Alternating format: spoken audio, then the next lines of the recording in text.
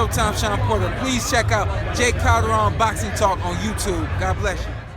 What's up, y'all? It's your boy, Jay Calderon of Stand Clear Entertainment and Fight Hook News, and we're about to bring you this week's Boxing Talk. We're going to do a recap over the fight that took place this past weekend on ESPN when WBO welterweight champion, pound for pound, one of the best fighters in the world, Terence Crawford, defended his title against former world champion Kell Brook from the UK. This was a fight matchup that was very good on paper because this was one of the biggest names that Terence Crawford has faced throughout his career. And Kell Brook, even though he has been campaigning for the last few fights at junior middleweight, 154 pounds, he was coming back to the 147-pound weight division for the first time since he fought Errol Spence. And a lot of people were questioning, can Kell Brook make the weight? He did at 147 pounds. And I'm not going to make no excuses for Kell Brook, even though I did make several posts about how he looked after the weigh-in. Because to me, this man looked weight drained,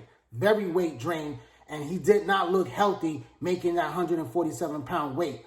He did make the weight. You know, he didn't say he was struggling to make the weight. And I've been a huge Kell Brook fan for a very long time, more than 10 years. You know, I watched Kell Brook when he fought Michael Jennings, the same Michael Jennings that Miguel Cotto fought and won the WBO welterweight vacant title back then. You know, so, you know, I watched Kell Brook when he fought Lovemore Ndu and also Matthew Hatton, which is Ricky Hatton's brother. So I've been watching Kell Brook for a very long time before a lot of people knew who he was over here in the United States. Kell Brook is a very good fighter, one of the top welterweights of this generation.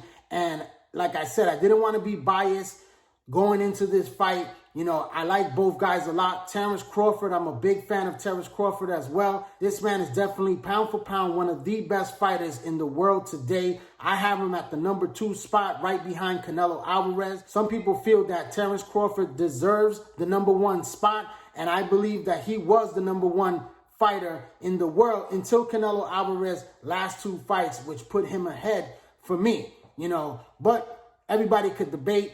We're going to have to wait and see what Canelo Alvarez's next fight is going to be, who he's going to fight, and how well he performs to see if he stays in that number 1 spot. But right now, Terence Crawford is the man. You know, right now in the welterweight division, he hasn't fought any of the big names in that division. But you got to give this man respect and credit where credit is due. He is a 3-division world champion, something that the other welterweights, not including Manny Pacquiao, has not done. You know, these guys like Errol Spence, Keith Thurman, Sean Porter, Danny Garcia, these guys haven't won titles in 3 different weight classes. These guys have not faced the best of the best of each of those weight classes, where Terence Crawford dominated at 135 pounds. He was the champion that beat the top guys at the time. He was the top dog in that division, moved up to 140 pounds, beat the undefeated champions that held the title belts at 140. He became the undisputed king at 140 pounds with all 4 world titles in that division. This man was pound for pound the best fighter before he moved up to the welterweight division. Then he captured a WBO welterweight title, and he has beaten the top contenders in that division without facing the big names that are all on PBC. And a lot of people have said that he hasn't fought the guys on PBC, so he doesn't deserve the pound for pound status. I don't believe that's true. A lot of those guys on PBC have ducked Terence Crawford. They have frozen him out because they want to fight each other. There's a lot of matchups over there at PBC to make so they could generate the money that they want to generate, and they do not want to deal with Bob Arum, Top Rank, or Terence Crawford at the moment. But this is a man that you cannot avoid in this division. He is the best fighter in the world. He is a top welterweight. You know, Errol Spence is now the man at 147 pounds. Manny Pacquiao is the biggest name at 147 pounds. These are fights that are in the future for Terence Crawford. He's about to become a free agent next year in 2021. Does he go over to PBC? That's something we're going to have to wait and see if he makes that decision, or does he stay with Bob Arum, and does Bob Arum deliver the big fights for Terence Crawford. In this fight right here, like I said, I don't want to make any excuses for Kell Brook. Kell Brook, he looked very big coming into the fight. He was probably weighing close to 160 pounds or probably even more stepping into the ring against Terence Crawford. He did look very big, muscular, as he always does. He comes in great shape. He looked great in the training camp.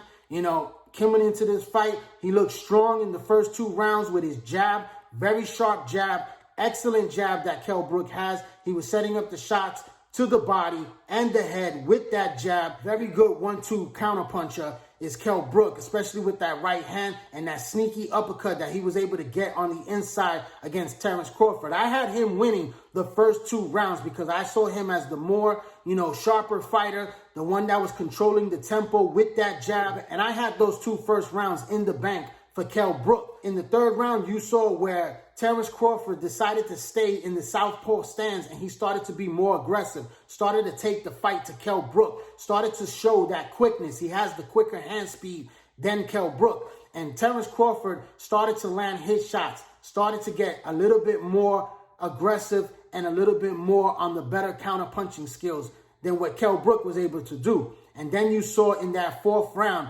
where Terence Crawford landed a short jab that hurt Kell Brook badly. It knocked him into the ropes that the referee had to call a standing 8 count because this man was on wobbly legs. He looked like he didn't know where he was. The referee allowed the fight to continue, and Terence Crawford went to work as one of the best finishers in boxing. He went there, he landed some very good clean shots, and the fight was called off by the referee.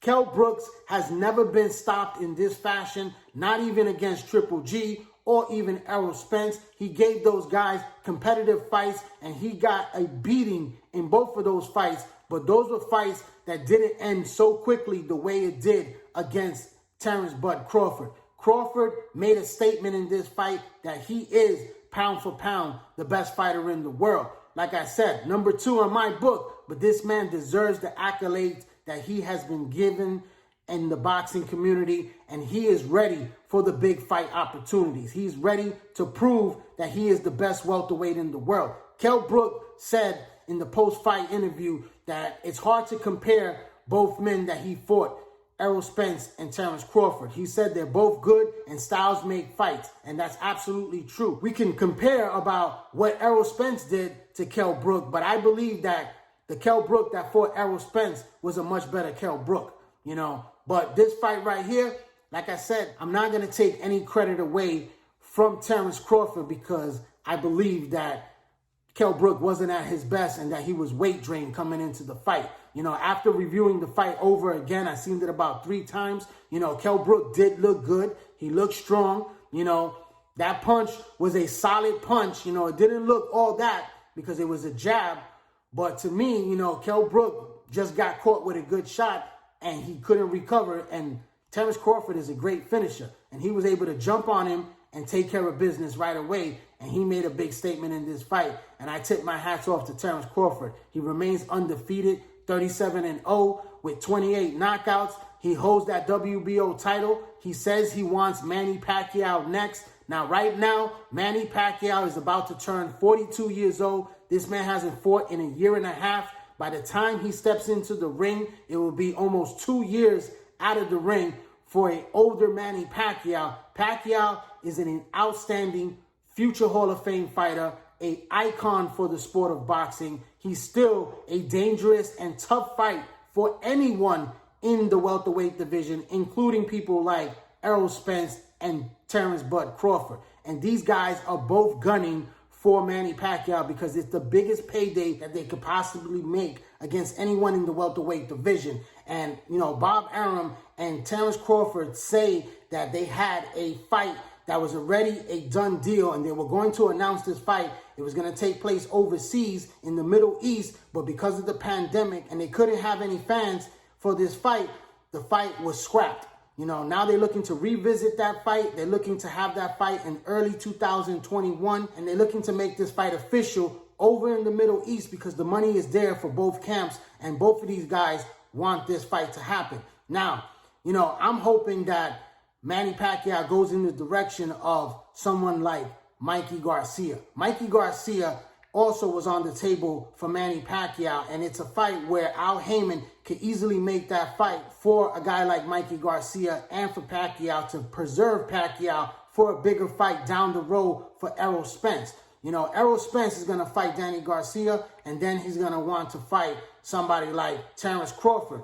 Crawford hopefully can have the opportunity to fight these PBC fighters. Hopefully Bob Arum, you know, who's probably using that Pacquiao fight as leverage to keep Terence Crawford on top rank. Hopefully he doesn't have to go through that. Hopefully Terence Crawford could either sign with PBC or Bob Arum and Al Haymon can make a deal for a joint pay-per-view between Fox and ESPN the way they did with Wilder and Fury, and they can have this big pay-per-view showdown between Crawford and Spence that the boxing fans have been hungry for, and they want and they demand this fight to take place because both of these men are in their prime, and this is a fight that needs to happen now. You know, so I'm hoping that this fight takes place in early 2021. We get to see Spence versus Crawford for the 3 world titles of the welterweight division, and then see Manny Pacquiao as the grand prize for the big showdown for either one of these guys, because like I said, it's a big, big fight. And I don't think Manny Pacquiao fighting Terence Crawford at this moment in time, where Pacquiao is almost going to be out 2 years from the boxing ring and also turning 42 years old next month, I think even though Pacquiao will give a competitive fight, a good fight against Terence Crawford, I believe a prime, younger Terence Crawford, who is bigger with a longer reach, will give difficulty to Manny Pacquiao down the stretch and will win a decision victory against Manny Pacquiao. That's just my opinion. You know, I like Manny Pacquiao. Like I said before, I think he gives anybody a tough fight. He could beat a lot of guys in this welterweight division. But guys like Errol Spence and Terence Crawford are young. They're undefeated. They're hungry. They're very strong. They're big guys in the welterweight division. And I believe that they just have a little bit much at this time for Manny Pacquiao, who is older, who's been out of the ring for a while. Because we saw Manny Pacquiao against a Keith Thurman. That was a tough fight for Manny Pacquiao. That wasn't a walk in the park. He was able to drop Keith Thurman. He was able to get the victory down the stretch and become a world champion once again with the WBA title. But these guys right here, Errol Spence and Terence Crawford, these guys are on top of their game. They're more active than a Keith Thurman. I believe they'll give an even more tougher time to a guy like Manny Pacquiao. And this fight going down the stretch, I see these guys both beating Manny Pacquiao right now at this moment in time. So we just have to wait and see how all of this is going to play out going into next year. You know, I wish them all the best. Like I said, Terence Crawford is my number 2 pound-for-pound best fighter in the world. You know, and I can't wait to see him in the ring once again against a top fighter in the division. I'd like to thank everyone for tuning into this YouTube channel right here. Please subscribe to J. Calderon Boxing Talk. Hit that little red subscribe button. Hit that bell icon so you get all of my notifications once I drop a new video. Drop a comment. Hit that like button, that share button. Follow me on all social media platforms, on Instagram, on Twitter, and on Facebook. Please subscribe to the YouTube channel. My name is J. Calderon. Thanks for your support. Stand Clean Entertainment and Fight Hook News. Keep watching and please subscribe.